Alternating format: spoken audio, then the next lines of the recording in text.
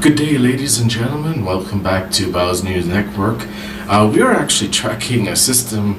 We were hoping to maybe have a few days of clear weather for the continental United States, especially after the system that was pretty much brought a lot of significant thunderstorms and tornado alerts to the area of Georgia and Texas, as well as Mississippi, as well as Alabama. We are actually tracking a system that's actually been moving through, at this time Monday, through the area of California, bringing quite a bit of snow at higher elevations, as well as snow in the areas of the Idaho Falls, Boise, Idaho area. And we've been actually seeing some alerts from weather watchers on the ground of rain in California, as well as additional snowfall and snow accumulation in the areas of Boise and Idaho Falls. So before we actually get into this, it's pretty easy. Just go ahead and smash the like button and subscribe. We bring daily updates of weather, sometimes twice daily depending on the severity of the weather. We're going to be tracking a system that's actually going to be bringing on Tuesday and Wednesday significant and turbulent weather to the area of central Texas into Oklahoma and Kansas, Nebraska area also. And as the system makes its way across, we anticipate going into Thursday and Friday with additional turbulent weather. We'll have to actually see whether any of this increased turbulence is actually going to lead to tornadoes as well as supercell formation. At this particular time, we are actually looking at the radar, and we saw in San Joaquin Valley that there was precipitation in this area for California, which is in a serious drought. There's any kind of precipitation in the area of Los Angeles and the Sierras is very, very welcomed at this time. Pretty much the entire area of the Southwest is under a drought, even as far into South Dakota. Even though we had a very, very heavy precipitation as far as snow is concerned for the winter, it's been, many states are still in drought mode. So definitely, we definitely do need to see some additional precipitation in the areas of California. As this system makes its way across with a jet, we can actually see what's actually going to be happening. We're going to be seeing a boundary layer pretty much lining up with the I-35, as we typically see in the area of central Texas. There's going to be anything east of the I-35 is going to represent quite a bit of instability, and that's going to be experiencing forcing. That's going to be mechanism for driving severe thunderstorms as well as possible tornadoes as the system actually makes its way into the southeast. Let's go ahead and load our cuboid. Our cuboid today is actually the 5 elements that we always like to talk about in our forecast. And as you can see, that we're actually starting with a GEO-16 satellite imagery of the system that's actually making its way through California into the Great Basin, and then eventually we'll be starting to create pretty much turbulent weather in the area of central Texas to Oklahoma. And today's weather cuboid, is going to be focusing on 5 elements of the weather, which is the GEO-ES satellite. It's also going to be focusing on precipitation for Tuesday, as well as the GFS model, as well as any temperature anomalies at about mid-range. Around 5,000 feet into the atmosphere, closer to the surface, zero to about 5,000 feet in the atmosphere, as well as we're going to take a closer look at temperatures across the continental United States, and we can actually see this wave of cool air coming into the area, and actually the hot air actually migrating throughout like a wave through the continental United States. And so if we actually take a closer look, we can actually take a look at precipitation for going in. We do see that there's snowfall in the areas of the Idaho Falls as well as Boise, Idaho. As we mentioned, we saw precipitation here along the Sierras, which we anticipated. Pretty much what we're going to be seeing going forward is going to be turbulent weather starting tomorrow in the regions of anywhere from Wichita Falls, Kansas, all the way down to San Angelo, Texas. And it's going to be a corridor, whereas we're going to have forcing as this system actually makes its way into this area, and it's going to be colliding with the warm advection, of course, from the Gulf of Mexico.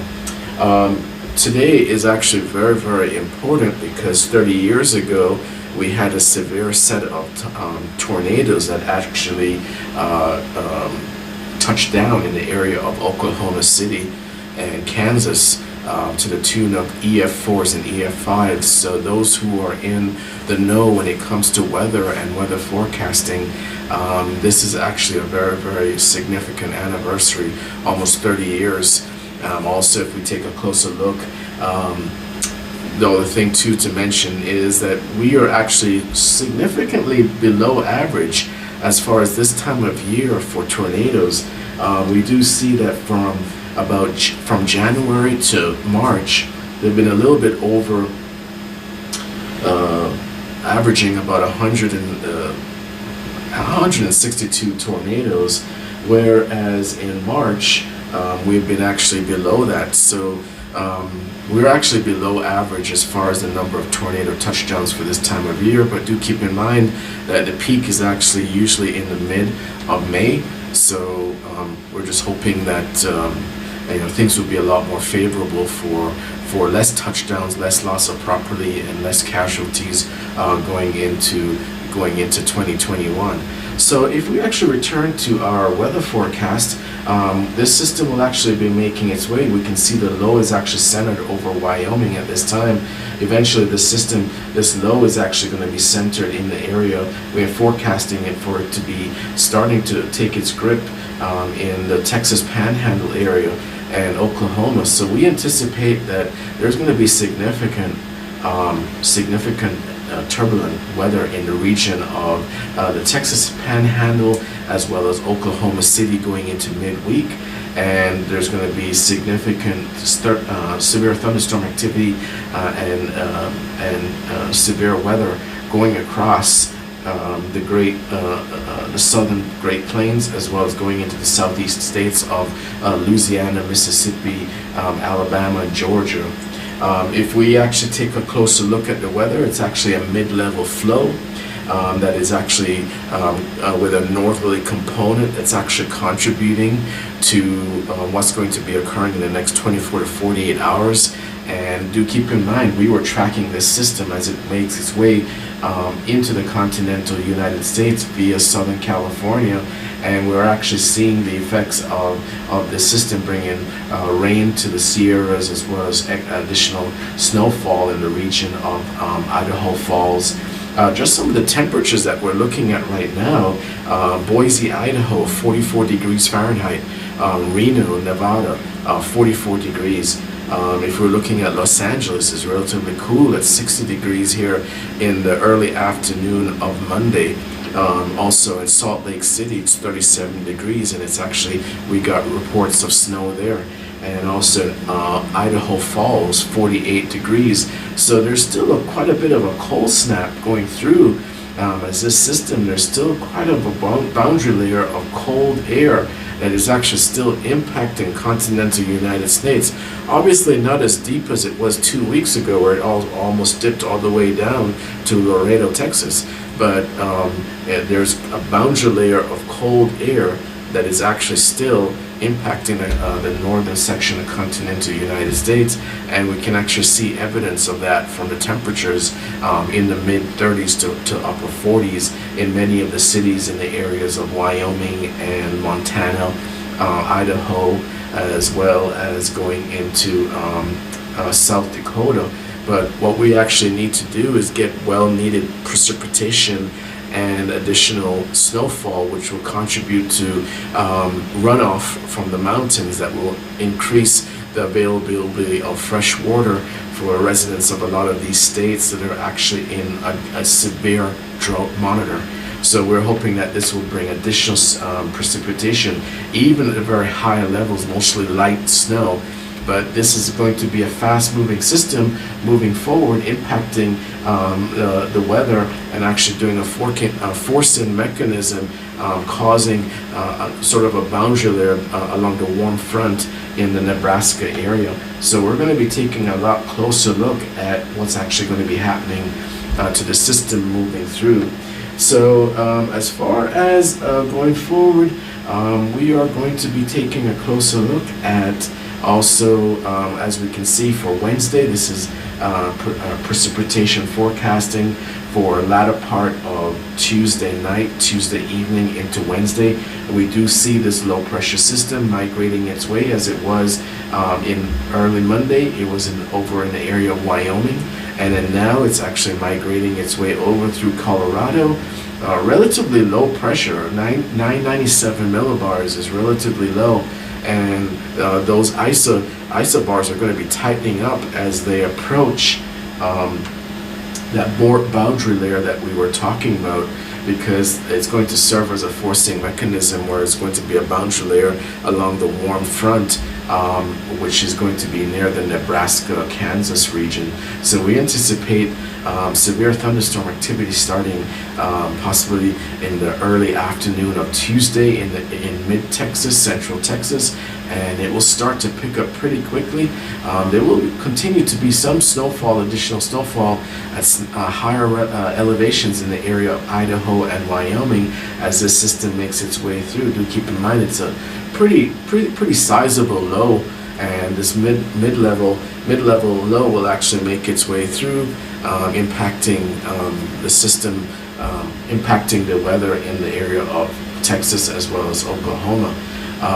If we take a closer look at also temperature anomalies at about 850 millibars, we can actually see that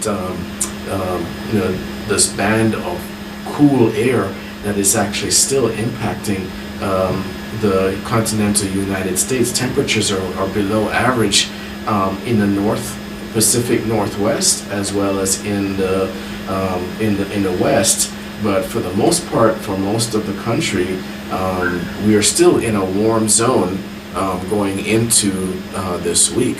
So as this system actually makes its way further, it will actually be like, it actually could be interpreted as almost of a warm wave, and these temperature anomalies on the warm side will actually start shifting quite a bit more down into the east. And what that means is that you're going to actually see a boundary layer of temperatures pretty much going down just west of the I-35 corridor, and that's going to be a forcing mechanism which is going to impact the weather in central Texas to Oklahoma City, all the way up to Kansas, and you're going to actually see a line of severe thunderstorms as they make their way through the southeast states, such as Louisiana as well as Mississippi. If we take a closer look also at the temperatures for today, going into tomorrow, temperatures are in the mid 80s in central Texas. We do see at higher elevations in New Mexico, also in Colorado. We do see cooling in the mid 50s. But as we can see, there's quite a bit of cool air in the state of Wyoming, and also as the system makes its way through, we're actually seeing reports of snow on the radar here, and we can see that cooling off along the Sierras in California. So that is actually what we're going to be working on. We're going to continue to track this weather system as it makes its way across the continental United States. For your residents of Texas as well as Oklahoma, you should anticipate significant thunderstorms beginning early afternoon on Tuesday. As the system actually starts, you'll see this boundary layer actually starting to morph along the Texas Panhandle, which means that you're going to actually see increased storm activity in central Texas up to Oklahoma. We do anticipate that that's going to be the region of most of the severe weather. where as the system makes its way across, very severe thunderstorm activity for the areas of Louisiana, Mississippi, Alabama, Georgia area, and hopefully makes its way off the coast into the Atlantic offshore as the systems did last week for the Carolinas, which we also tracked severe thunderstorms and tornado advisories in the area of in the Carolinas, which we anticipated.